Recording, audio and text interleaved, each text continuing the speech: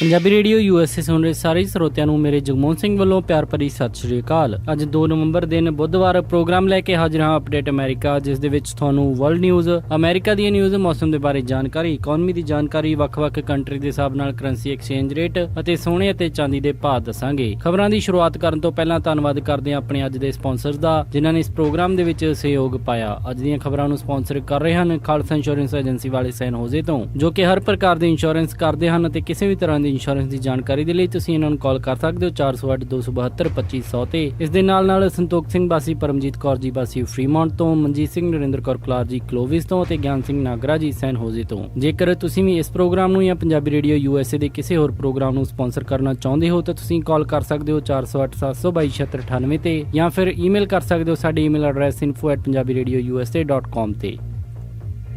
Iowa ਦੇ ਵਿੱਚ 2 police ਅਫਸਰ ਮਾਰ ਕੇ ਭੱਜਿਆ ਵਿਅਕਤੀ ਪੁਲਿਸ ਦੇ ਕਬਜ਼ੇ ਦੇ ਹੇਠਾਂ। ਹਿਲਰੀ ਕਲਿੰਟਨ ਅਤੇ ਡੋਨਾਲਡ ਟਰੰਪ ਦੇ ਵਿੱਚ ਮੁਕਾਬਲਾ ਰੋਮਾਂਚਕ ਬਣਿਆ। ਐਰੀਜ਼ੋਨਾ ਬੈਲਟ ਕਲੈਕਸ਼ਨ ਲਾਅ ਦੇ ਲਈ ਦੁਬਾਰਾ ਸੁਣਵਾਈ ਦੇ ਲਈ ਮੰਨੀ ਸੈਨ ਫਰਾਂਸਿਸਕੋ ਦੀ ਅਪੀਲ ਕੋਰਟ। ਵਾਈਸ ਪ੍ਰੈਜ਼ੀਡੈਂਟ ਜੋ ਬਾਈਡਨ ਨੇ ਡੋਨਾਲਡ ਟਰੰਪ ਨੂੰ ਰਾਸ਼ਟਰਪਤੀ ਦੇ ਲਈ ਅਯੋਗ ਉਮੀਦਵਾਰ ਮੰਨਿਆ। ਬਾਲਟਿਮੋਰ ਬੱਸ ਕ੍ਰੈਸ਼ ਦੇ ਵਿੱਚ 6 ਲੋਕਾਂ ਦੀ ਮੌਤ ਤੇ 10 ਲੋਕ ਜ਼ਖਮੀ। ਰਾਸ਼ਟਰਪਤੀ ਬਰਾਕ ਓਬਾਮਾ ਨੇ ਨਾਮ ਨਾ ਲੈਂਦੇ ਹੋਏ FBI ਦੀ ਕੜੀ ਆਲੋਚਨਾ ਕੀਤੀ। ਹੁਣ ਖਬਰਾਂ ਵਿਸਤਾਰ ਦੇ ਨਾਲ।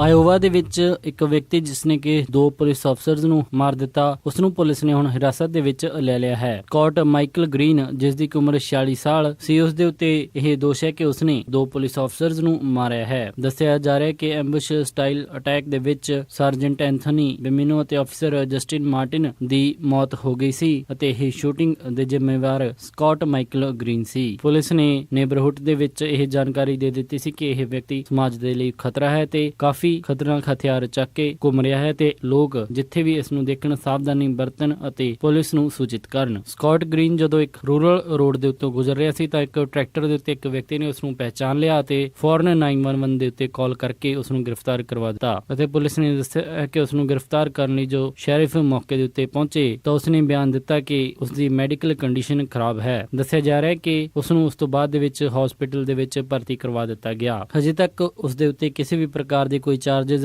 ਨਹੀਂ ਲਾਏ ਗਏ ਹਨ, ਪਰ ਪੁਲਿਸ ਨੇ ਉਸ ਨੂੰ ਹਸਪੀਟਲ ਦੇ ਵਿੱਚ ਭਰਤੀ ਕਰਵਾ ਰੱਖਿਆ ਤੇ ਉਸ ਦੇ ਉੱਤੇ ਲਗਾਤਾਰ ਨਿਗਾਹ ਬਣਾ ਰੱਖੀ ਹੈ। ਪੁਲਿਸ ਦੇ ਮੁਤਾਬਿਕ ਹੋਰ ਕੋਈ ਵੀ ਵਿਅਕਤੀ ਇਸ ਦਾ ਜ਼ਿੰਮੇਵਾਰ ਨਹੀਂ ਹੋ ਸਕਦਾ ਤੇ ਉਹਨਾਂ ਦੋਨਾਂ ਪੁਲਿਸ ਅਫਸਰਸ ਨੂੰ ਮਾਰਨ ਦੇ ਵਿੱਚ ਸਕੌਟ ਗ੍ਰੀਨ ਦਾ ਹੈ।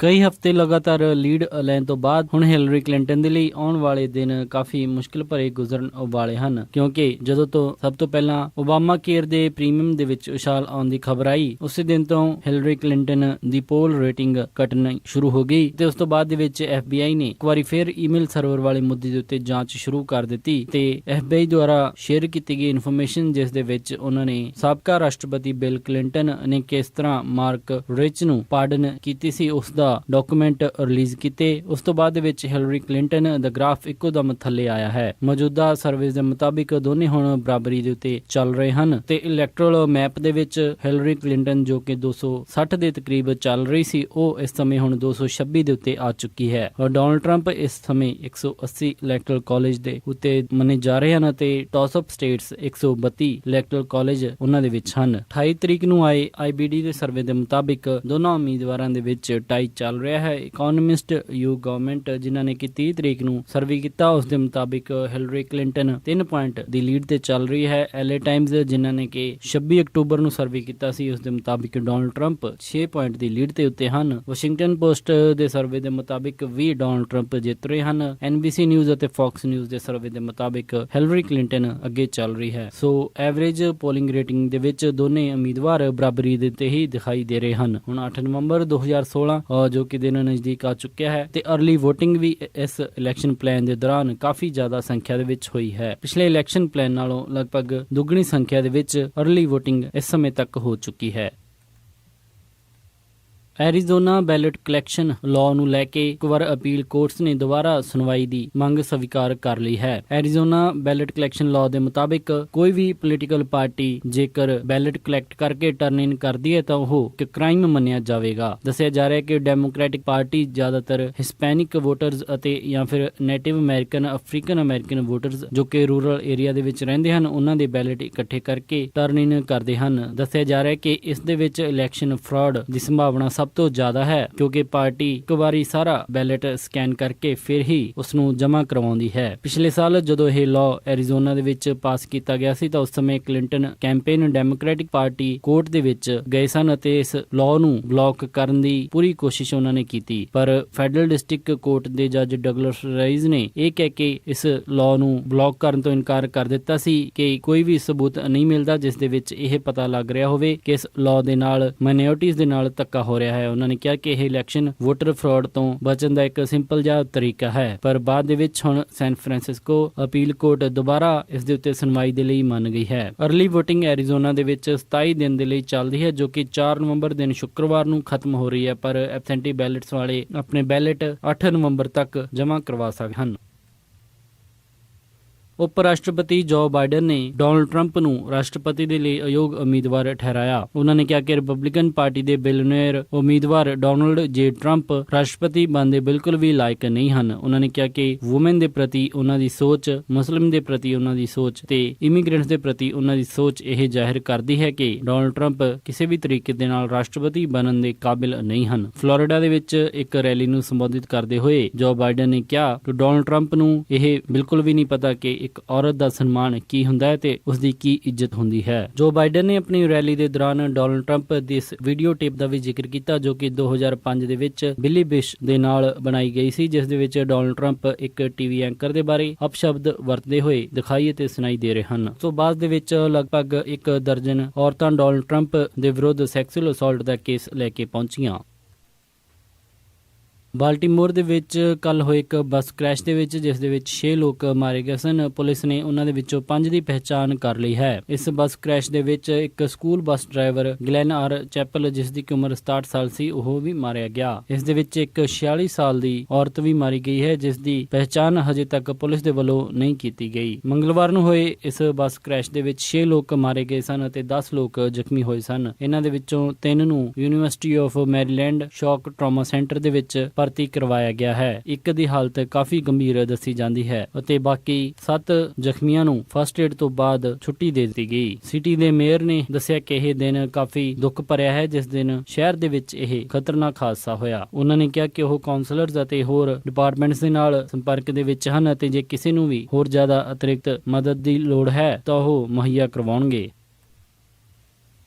ਹਿਲਰੀ ਕਲਿੰਟਨ ਦੀ ਈਮੇਲਸ ਵਾਲਾ ਮੁੱਦਾ ਰਾਸ਼ਟਰਪਤੀ ਬਰਾਕ ਓਬਾਮਾ ਦੇ ਲਈ ਵੀ ਚਿੰਤਾ ਵਾਲਾ ਵਿਸ਼ੇ ਬਣਿਆ ਹੋਇਆ ਹੈ। ਰਾਸ਼ਟਰਪਤੀ ਬਰਾਕ ਓਬਾਮਾ ਨੇ FBI ਡਾਇਰੈਕਟਰ ਦੀ ਜੰਮ ਕੇ ਨਿੰਦਾ ਕੀਤੀ ਅਤੇ ਉਹਨਾਂ ਨੇ ਕਿਹਾ ਕਿ ਬਿਨਾਂ ਕਿਸੇ ਕੰਪਲੀਟ ਇਨਫੋਰਮੇਸ਼ਨ ਤੋਂ FBI ਨੂੰ ਕਿਸੇ ਵੀ ਪ੍ਰਕਾਰ ਦੀ ਇਨਵੈਸਟੀਗੇਸ਼ਨ ਨਹੀਂ ਕਰਨੀ ਚਾਹੀਦੀ। FBI ਡਾਇਰੈਕਟਰ ਜੇਮਸ ਕੌਮੀ ਨੇ ਕਿਹਾ ਹੈ ਕਿ ਉਹ ਲੀਕ ਹੋਈ ਈਮੇਲ ਦੇ ਆਧਾਰ ਦੇ ਉੱਤੇ ਹਿਲਰੀ ਕਲਿੰਟਨ ਦੇ ਈਮੇਲ ਮੁੱਦੇ ਦੇ ਵਿੱਚ ਦੁਬਾਰਾ ਤੋਂ ਜਾਂਚ ਕਰਨਗੇ। ਰਾਸ਼ਟਰਪਤੀ ਬਰਾਕ ਓਬਾਮਾ ਨੇ ਕਿਹਾ ਕਿ ਉਹਨਾਂ ਨੂੰ ਕਿ ਸਬੂਤਾਂ ਦੇ ਆਧਾਰ ਦੇ ਉੱਤੇ ਕਾਰਵਾਈ ਕਰਨੀ ਚਾਹੀਦੀ ਹੈ, ਨਾ ਕਿ ਕਿਸੇ ਵੀ ਇਨਕੰਪਲੀਟ ਇਨਫੋਰਮੇਸ਼ਨ ਦੇ ਉੱਤੇ FBI ਕੰਮ ਕਰੇ। ਰਾਸ਼ਟਰਪਤੀ ਬਰਾਕ ਓਬਾਮਾ ਨੇ ਬਿਨਾਂ ਜੇਮਸ ਕੌਮੀ ਦਾ ਨਾਮ ਲੈਂਦੇ ਹੋਏ ਉਹਨਾਂ ਦੇ ਉੱਤੇ ਕਈ ਨਿਸ਼ਾਨੇ ਕਸੇ। ਰਾਸ਼ਟਰਪਤੀ ਬਰਾਕ ਓਬਾਮਾ ਨੇ ਇਹ ਵੀ ਕਿਹਾ ਕਿ ਉਹ ਹਿਲਰੀ ਕਲਿੰਟਨ ਦੇ ਵਿੱਚ ਪੂਰਾ ਵਿਸ਼ਵਾਸ ਰੱਖਦੇ ਹਨ ਅਤੇ ਉਹ ਉਹਨਾਂ ਨੂੰ ਜਾਣਦੇ ਹਨ ਕਿ ਦੇਸ਼ ਦੀ ਇੰਟੀਗ੍ਰਿਟੀ ਤੋੜਨ ਦੇ ਲਈ ਹਿਲਰੀ ਕਲਿੰਟਨ ਕਦੇ ਵੀ ਅਜਿਹਾ ਫੈਸਲਾ ਨਹੀਂ ਲਵੇਗੀ। ਰਾਸ਼ਟਰਪਤੀ ਬਰਾਕ ਓਬਾਮਾ ਨੇ ਕਿਹਾ ਕਿ FBI ਅਤੇ ਜਸਟਿਸ ਡਿਪਾਰਟਮੈਂਟ ਨੇ ਪਹਿਲਾਂ ਹਿਲਰੀ ਕਲਿੰਟਨ ਨੂੰ ਆਪ ਹੀ ਕਲੀਨ ਚਿੱਟ ਦਿੱਤੀ ਸੀ, ਜਿਸ ਦੇ ਵਿੱਚ ਕਿਹਾ ਸੀ ਕਿ ਹਿਲਰੀ ਕਲਿੰਟਨ ਨੇ ਇਹ ਸਭ ਕੁਝ ਅਣਜਾਣੇ ਦੇ ਵਿੱਚ ਕੀਤਾ ਸੀ ਅਤੇ ਇਸ ਦੇ ਨਾਲ ਦੇਸ਼ ਦੀ ਸਿਕਿਉਰਿਟੀ ਨੂੰ ਕੋਈ ਵੀ ਕਿਸੇ ਪ੍ਰਕਾਰ ਦਾ ਖਤਰਾ ਨਹੀਂ ਪਹੁੰਚਿਆ। ਇਹ ਸਨ ਅੱਜ ਦੀਆਂ ਕੁਝ ਖਾਸ ਖਬਰਾਂ। ਹੁਣ ਵਧਦੇ ਹਾਂ ਮੌਸਮ ਦੀ ਜਾਣਕਾਰੀ ਦੇ ਵੱਲ। ਸੈਨ ਹੋਜ਼ੇ ਦੇ ਵਿੱਚ ਵੀਰਵਾਰ ਨੂੰ ਹਾਈ ਟੈਂਪਰੇਚਰ ਰਹੇਗਾ 75 ਡਿਗਰੀ ਅਤੇ ਰਾਤ ਨੂੰ ਲੋ ਟੈਂਪਰੇਚਰ 51 ਡਿਗਰੀ। ਸੈਨ ਫਰਾਂਸਿਸਕੋ ਦੇ ਵਿੱਚ 69 ਡਿਗਰੀ ਹਾਈ ਅਤੇ ਰਾਤ ਨੂੰ 53 ਡਿਗਰੀ ਲੋ। ਸੈਕਰਾਮੈਂਟੋ ਦੇ ਵਿੱਚ 72 ਡਿਗਰੀ ਹਾਈ ਅਤੇ ਰਾਤ ਨੂੰ 46 ਡਿਗਰੀ ਲੋ। ਯੂਬਾ ਸਿਟੀ ਦੇ ਵਿੱਚ 72 ਡਿਗਰੀ ਹਾਈ ਅਤੇ ਰਾਤ ਨੂੰ 45 ਡਿਗਰੀ ਲੋ। ਸਟਾਕਟਨ ਦੇ ਵਿੱਚ 73 ਡਿਗਰੀ ਹਾਈ ਅਤੇ ਰਾਤ ਨੂੰ 46 ਡਿਗਰੀ ਲੋ। ਟ੍ਰੇਸੀ ਦੇ ਵਿੱਚ 74 ਡਿਗਰੀ ਹਾਈ ਅਤੇ ਰਾਤ ਨੂੰ 46 ਡਿਗਰੀ ਲੋ। ਮੋਡੈਸਟੋ ਦੇ ਵਿੱਚ 74 ਡਿਗਰੀ ਹਾਈ ਅਤੇ ਰਾਤ ਨੂੰ 48 ਡਿਗਰੀ ਲੋ। ਫ੍ਰੈਜ਼ਨੋ ਦੇ ਵਿੱਚ 74 ਡਿਗਰੀ ਹਾਈ ਅਤੇ ਰਾਤ ਨੂੰ 49 ਡਿਗਰੀ ਲੋ। ਬੇਕਰਫੀਲਡ ਦੇ ਵਿੱਚ 76 ਡਿਗਰੀ ਹਾਈ ਅਤੇ ਰਾਤ ਨੂੰ 53 ਡਿਗਰੀ ਲੋ। ਲਾਸ ਐਂਜਲਸ ਦੇ ਵਿੱਚ 86 ਡਿਗਰੀ ਹਾਈ ਅਤੇ ਰਾਤ ਨੂੰ 59 ਡਿਗਰੀ ਲੋ। ਟਰਕੀ ਦੇ ਵਿੱਚ 60 ਡਿਗਰੀ ਹਾਈ ਅਤੇ ਰਾਤ ਨੂੰ 27 ਡਿਗਰੀ ਲੋ। ਸਾਊਥ ਲੇਕ ਟਾਹੋ ਦੇ ਵਿੱਚ 60 ਡਿਗਰੀ ਹਾਈ ਅਤੇ ਰਾਤ ਨੂੰ 26 ਡਿਗਰੀ ਲੋ। ਪੋਰਟਲੈਂਡ ਓਰੇਗਨ ਦੇ ਵਿੱਚ 64 ਡਿਗਰੀ ਹਾਈ ਅਤੇ ਰਾਤ ਨੂੰ 46 ਡਿਗਰੀ ਲੋ। ਸੈਟਲ ਦੇ ਵਿੱਚ 61 ਡਿਗਰੀ ਹਾਈ ਅਤੇ ਰਾਤ ਨੂੰ 46 ਡਿਗਰੀ ਲੋ। ਫਲੈਗਸਟਾਫ ਐਰੀਜ਼ੋਨਾ ਦੇ ਵਿੱਚ 53 ਡਿਗਰੀ ਹਾਈ ਅਤੇ ਰਾਤ ਨੂੰ 40 ਡਿਗਰੀ ਲੋ। ਸਾਲਟ ਲੇਕ ਸਿਟੀ ਯੂਟਾ ਦੇ ਵਿੱਚ 61 ਡਿਗਰੀ ਹਾਈ ਅਤੇ ਰਾਤ ਨੂੰ 41 ਡਿਗਰੀ ਲੋ। ਕਾਗੋ ਦੇ ਵਿੱਚ 64 ਡਿਗਰੀ ਹਾਈ ਅਤੇ ਰਾਤ ਨੂੰ 47 ਡਿਗਰੀ ਲੋ। ਨਿਊਯਾਰਕ ਦੇ ਵਿੱਚ 72 ਡਿਗਰੀ ਹਾਈ ਅਤੇ ਰਾਤ ਨੂੰ 48 ਡਿਗਰੀ ਲੋ। ਕੈਨੇਡਾ ਟੋਰਾਂਟੋ ਦੇ ਵਿੱਚ 14 ਡਿਗਰੀ ਸੈਲਸੀਅਸ ਹਾਈ ਅਤੇ ਰਾਤ ਨੂੰ 5 ਡਿਗਰੀ ਸੈਲਸੀਅਸ ਲੋ ਰਹੇਗਾ। ਵਿਨੀਪੈਗ ਦੇ ਵਿੱਚ 11 ਡਿਗਰੀ ਸੈਲਸੀਅਸ ਹਾਈ ਅਤੇ ਰਾਤ ਨੂੰ 2 ਡਿਗਰੀ ਸੈਲਸੀਅਸ ਲੋ। ਕੈਲਗਰੀ ਦੇ ਵਿੱਚ 14 ਡਿਗਰੀ ਸੈਲਸੀਅਸ ਹਾਈ ਅਤੇ ਰਾਤ ਨੂੰ 1 ਡਿਗਰੀ ਸੈਲਸੀਅਸ ਲੋ ਰਹੇਗਾ। ਵੈਨਕੂਵਰ ਦੇ ਵਿੱਚ 14 ਡਿਗਰੀ ਸੈਲਸੀਅਸ ਹਾਈ ਅਤੇ ਰਾਤ ਨੂੰ 7 ਡਿਗਰੀ ਸੈਲਸੀਅਸ ਲੋ। ਪੰਜਾਬ ਅੰਮ੍ਰਿਤਸਰ ਦੇ ਵਿੱਚ 30 ਡਿਗਰੀ ਸੈਲਸੀਅਸ ਹਾਈ ਅਤੇ ਰਾਤ ਨੂੰ 14 ਡਿਗਰੀ ਸੈਲਸੀਅਸ ਲੋ। ਆਸਟ੍ਰੇਲੀਆ ਦੇ ਵਿੱਚ 22 ਡਿਗਰੀ ਸੈਲਸੀਅਸ ਹਾਈ ਅਤੇ ਰਾਤ ਨੂੰ 11 ਡਿਗਰੀ ਸੈਲਸੀਅਸ ਲੋ। ਲੰਡਨ ਦੇ ਵਿੱਚ 10 ਡਿਗਰੀ ਸੈਲਸੀਅਸ ਹਾਈ ਅਤੇ ਰਾਤ ਨੂੰ 6 ਡਿਗਰੀ ਸੈਲਸੀਅਸ ਲੋ। ਜਰਮਨੀ ਦੇ ਵਿੱਚ 6 ਡਿਗਰੀ ਸੈਲਸੀਅਸ ਹਾਈ ਅਤੇ ਰਾਤ ਨੂੰ 1 ਡਿਗਰੀ ਸੈਲਸੀਅਸ ਲੋ। ਫਰਾਂਸ ਪੈਰਿਸ ਦੇ ਵਿੱਚ 11 ਡਿਗਰੀ ਸੈਲਸੀਅਸ ਹਾਈ ਅਤੇ ਰਾਤ ਨੂੰ 2 ਡਿਗਰੀ ਸੈਲਸੀਅਸ ਲੋ। ਇਸੀ ਮੌਸਮ ਦੀ ਜਾਣਕਾਰੀ। ਹੁਣ ਵਧਦੇ ਹਾਂ ਸਟਾਕ ਮਾਰਕੀਟ ਦੀ ਇਨਫੋਰਮੇਸ਼ਨ ਦੇ ਵੱਲ। ਬੁੱਧਵਾਰ ਨੂੰ ਕਲੋਜ਼ਿੰਗ ਦੇ ਸਮੇਂ ਡਾਓ ਜੋਨਸ 77 ਅੰਕਾਂ ਦੀ ਗਿਰਾਵਟ ਦੇ ਨਾਲ 17,969.64 ਤੇ ਬੰਦ ਹੋਇਆ। ਨੈਸਡੈਕ 48 ਅੰਕਾਂ ਦੀ ਗਿਰਾਵਟ ਦੇ ਨਾਲ 5105.57 ਤੇ ਬੰਦ ਹੋਇਆ। S&P 2097.94 ਤੇ ਬੰਦ ਹੋਇਆ। ਵਿਲਸ਼ਾਇਰ 5000 194 ਅੰਕਾਂ ਦੀ ਗਿਰਾਵਟ ਦੇ ਨਾਲ 21719.11 ਤੇ ਬੰਦ ਹੋਇਆ। ਅਤੇ ਅੱਜ ਦਾ ਸਭ ਤੋਂ ਮਸ਼ਹੂਰ ਸਟਾਕ